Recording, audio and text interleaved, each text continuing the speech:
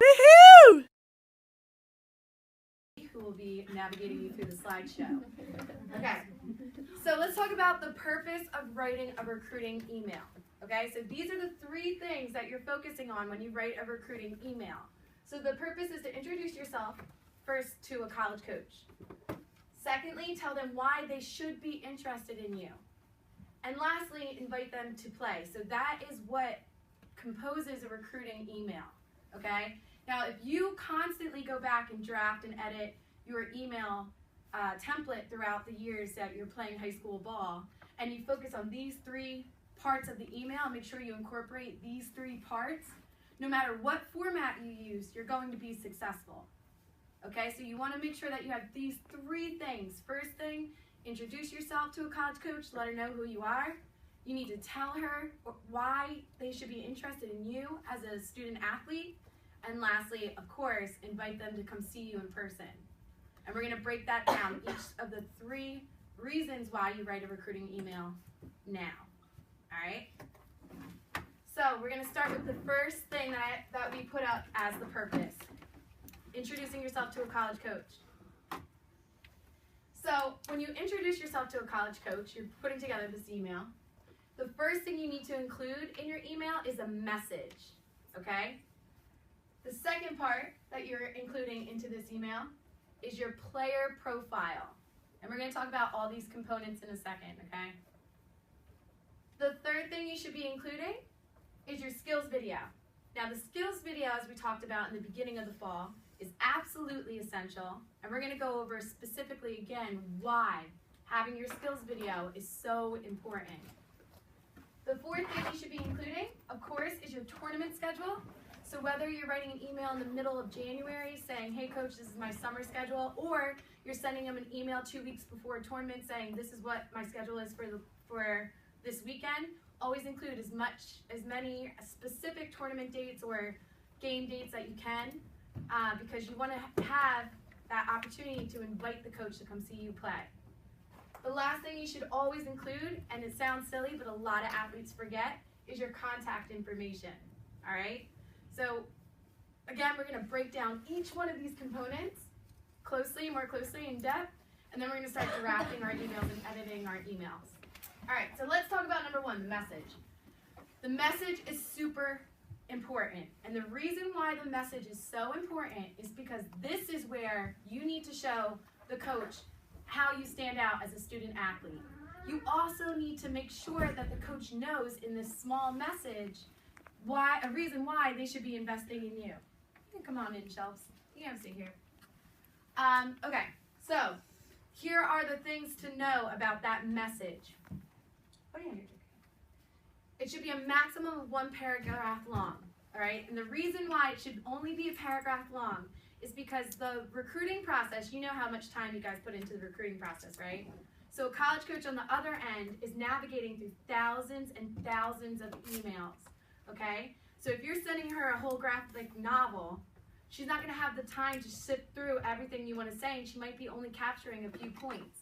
If you can summarize everything into 1 paragraph, all the important information that makes you stand out, it's more likely that she's going to retain a lot of that. All right, so you want to minimize that message to 1 paragraph. The second thing that's important to note, your standout stats need to be in the very first sentence of your email. Okay, so let's talk about standout stats real quick. Who here can tell me an example of a standout stat? Anybody? Yeah.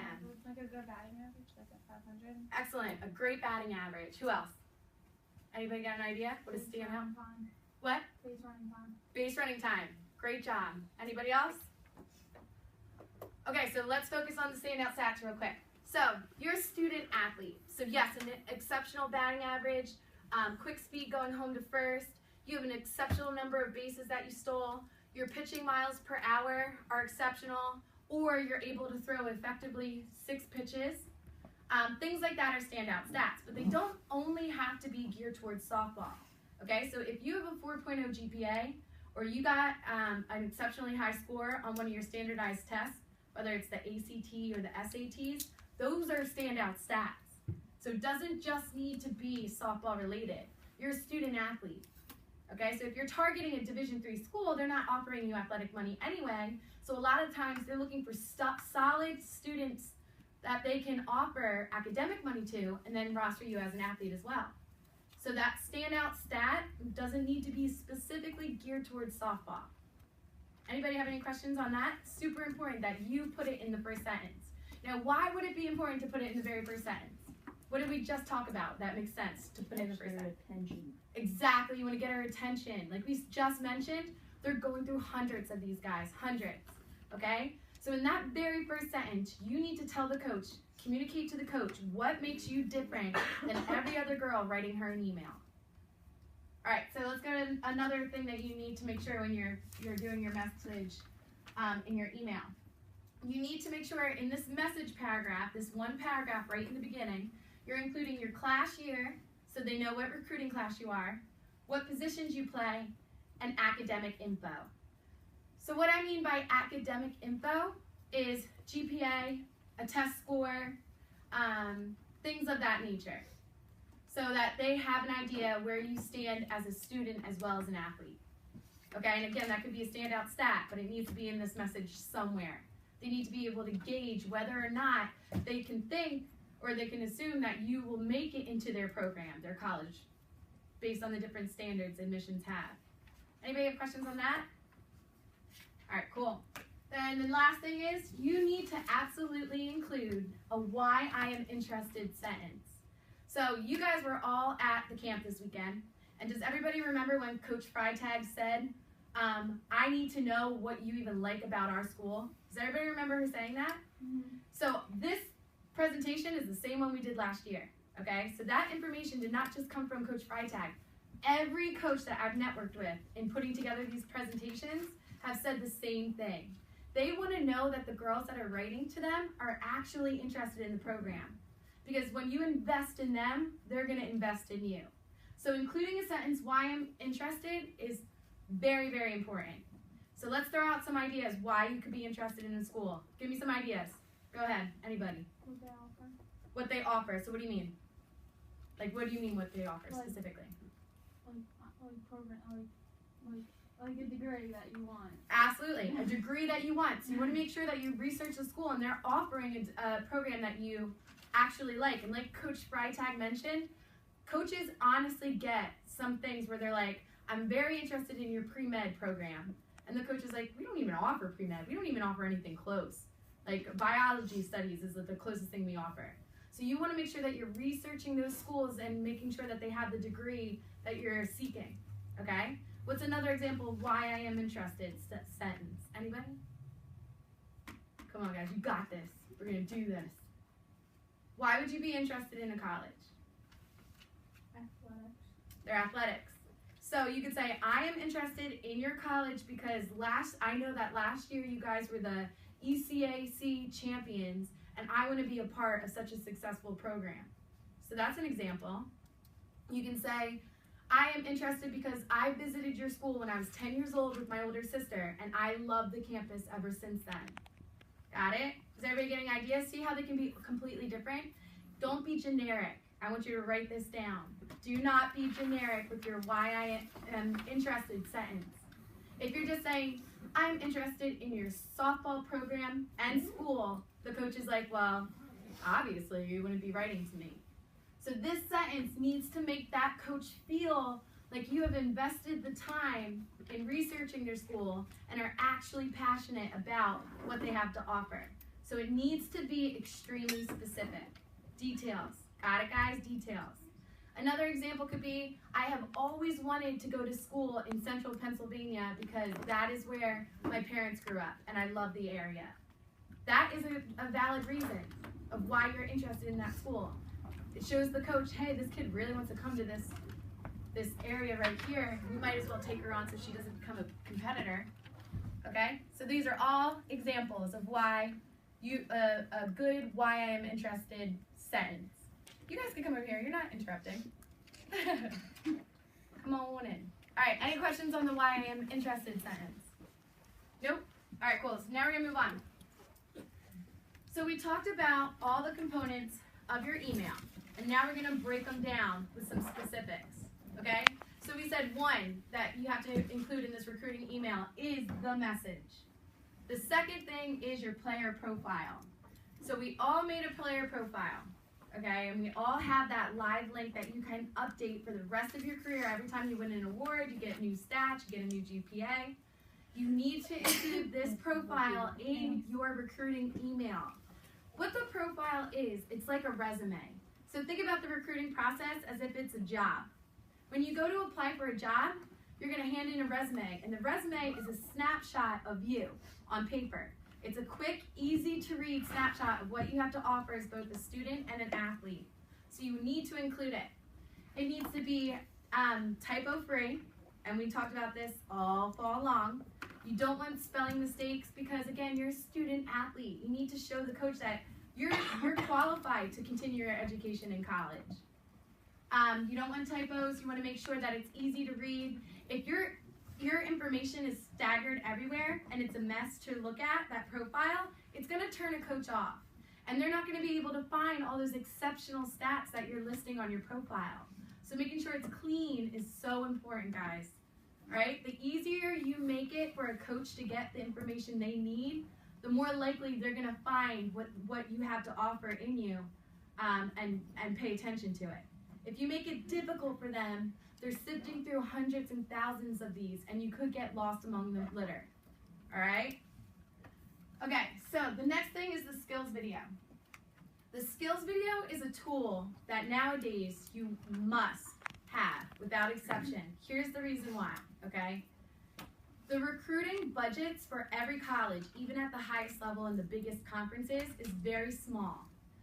For example, one coach told me that the recruiting budget she gets for an entire year is only $500 for an entire year. And that includes gas. So think about how many times you guys fill up your gas tank for those that drive, right? It's like $20 to fill up your tank, and that lets you go for a week.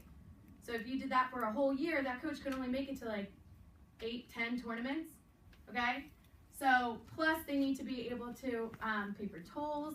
They need to be able to put together recruiting events where they invite coach or athletes up to the school and let them practice, have dinner with them, pay for their vouchers for being on campus. Sometimes if you're going to the higher levels, they'll give you tickets to a sporting event on campus, like a Division I football game, and that's coming out of the recruiting budget.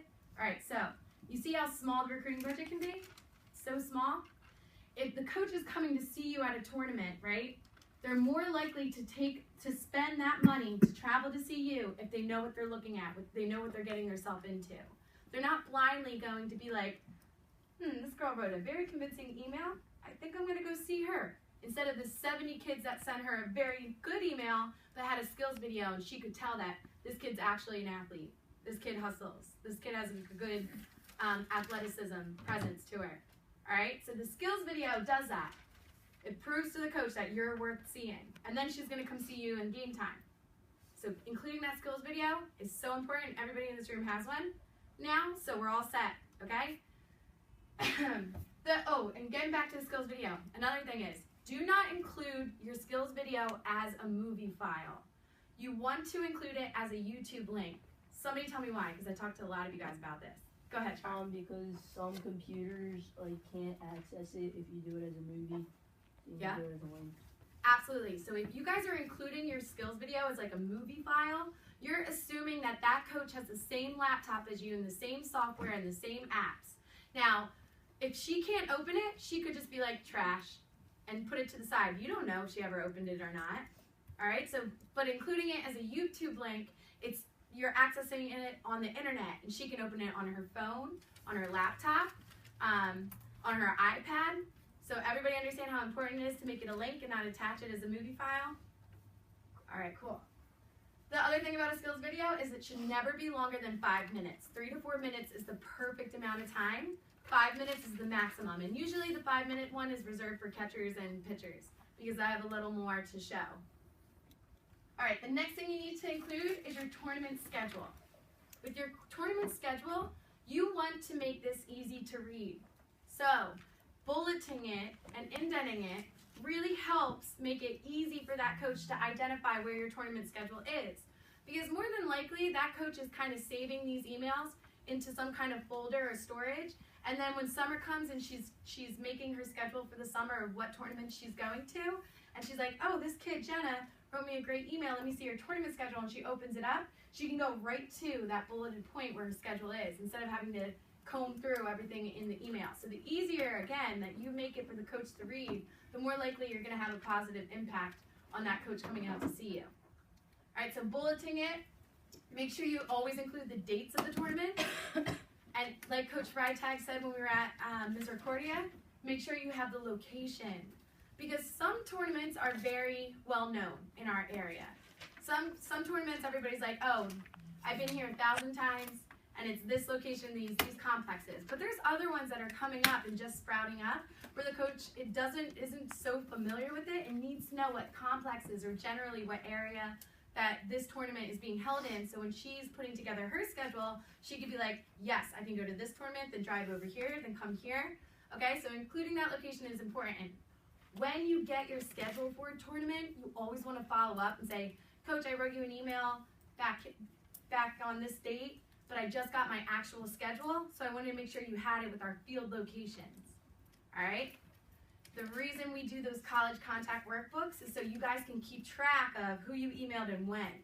That way, when you go back to follow up with things like your tournament schedule, it's easy to be like, I invited this coach. I'm going to send her another email and give her my exact location, my exact fields, and my game times. All right? Cool. Now, the last thing that you have to include in this recruiting email is your contact information. All right, so this is like a signature. Now, the contact information should include the following things. Your full name. And when I say full, it doesn't need to be your middle name. Just your first and last name, okay? Then you want your jersey number. So they know what jersey number they're coming out to look at if they do come see you play. You want to make sure you have your cell phone number. Not your parents' cell phone number, guys. You want your number so that that coach can get in contact with you if she needs to. And you want to show that you're responsible and mom and dad are taking charge of your recruiting process. You are. Because that shows leadership, and there's not a coach in the world that doesn't want to recruit a leader. Then the other thing you need to include is a valid email address.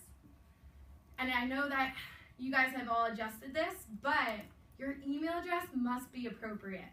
So not having an email like ilovemonkeysquish@gmail.com or something like that is super important because, again, you're putting it in that mind that you are a respectable student athlete. So something simple with your name is awesome. And the easier it is to type, like get rid of all 79 numbers that follow your initials, the easier it is for them to communicate with you. So keep it simple, all right? Jillian.mulderrick@gmail.com. Okay. The other thing that you need to include in your signature for that contact point, that contact information, besides your email, your cell phone number, and your name and jersey number, is the team that you play on. So that they know when they're coming out to see you what team you're rostered on. Again, they're getting hundreds and hundreds of emails, and they need to, it's easy for them to make a mistake and slip up and be like, I thought she was on this team. Just because they've been reading so many emails and they can't keep it all track. So make sure you include that in your signature. All right, any questions so far, guys? All right, moving on to common mistakes that you guys make when you're writing these emails that we need to try to prevent. All right, and the first one, leaving the email as no subject. When you guys get a no subject email in your inbox, what do you think it is? Trash, nothing important, junk mail. So not leaving the email as no subject is super important. Here's another tip. If you want to stand out to a coach among the hundreds of emails she's getting, take advantage of your subject line. All right, so I've seen tons of girls get creative with how they head their subject.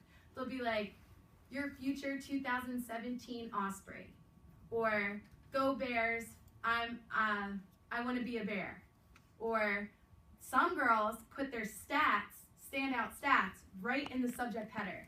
So they'll be like, Dana Medlar, 4.44 batting average, BA, comma, 29 bases stolen, right? If you're a coach and you're skimming through your email and you see something like that, I'm like, oh yeah, hell yeah, I'm not gonna open this up, okay?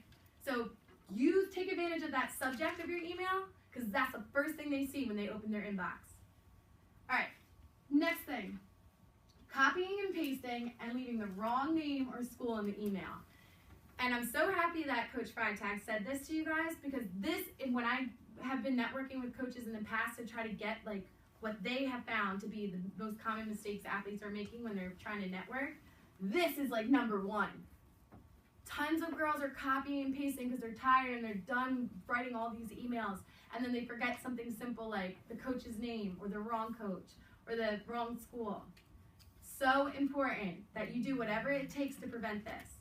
One thing that works for me when I do things like this is like in my template, I'll leave things that I need to change bright red. That's what I do. So when I go to edit the email, I have to change the bright red things before I can send it.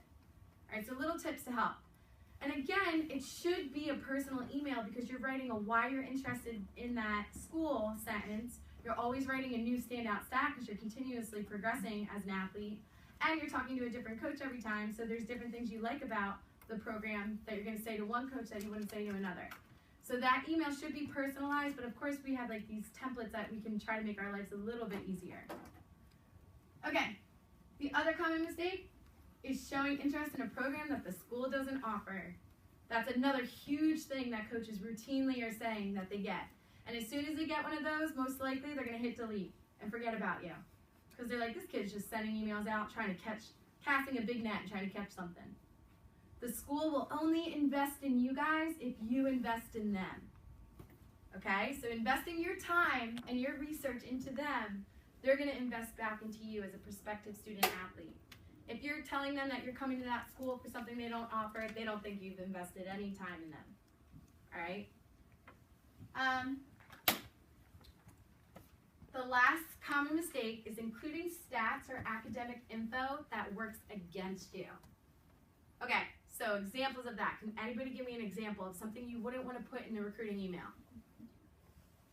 Low SAT scores. Low SAT scores. Now what we're saying is we don't want you guys, don't lie. Never, ever lie, okay? But in your very first, the recruiting email is making that first impression. So in your first impression, you're not going to say, hey coach, I'm actually a terrible student. I have a 1.97 because I partied way too much last year, but I'm going to turn things around, okay? That's not what you want to do. You want to make them fall in love with you and then explain to them, coach, I had a bad year. Once you guys start communicating and build a relationship, I had a bad year, coach, but I definitely changed it around. I got my GPA up from last year, a whole 2 points. All right, so everybody understand how you don't want to include things that are going to work against you, but do not lie. All right.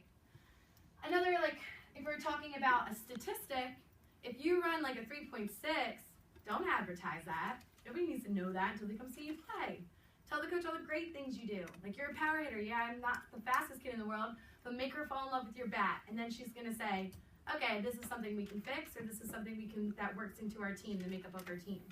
So not giving away, you know, the bad things about you, because in this recruiting email, it's your job to get them interested. All right? Any questions on that, guys? Okay, so that's pretty much the end of the presentation part. What we're going to do now